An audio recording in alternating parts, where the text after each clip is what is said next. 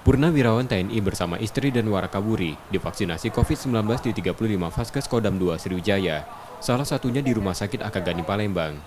Per hari sebanyak 150 orang dalam kelompok ini menerima vaksin AstraZeneca pada masing-masing Vaskes yang disediakan untuk meningkatkan kekebalan kelompok.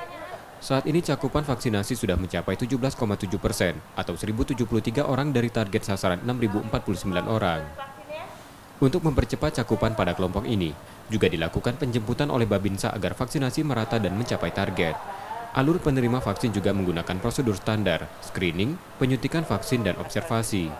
Total kuota vaksin yang disediakan sebanyak 8.400 orang.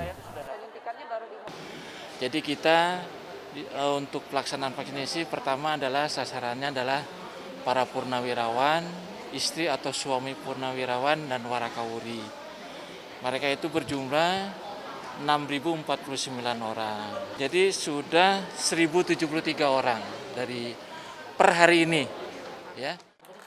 Sejumlah purnawirawan TNI penerima vaksin mengaku bersyukur bisa menjadi sasaran vaksin COVID-19 untuk memutus penyebaran COVID-19.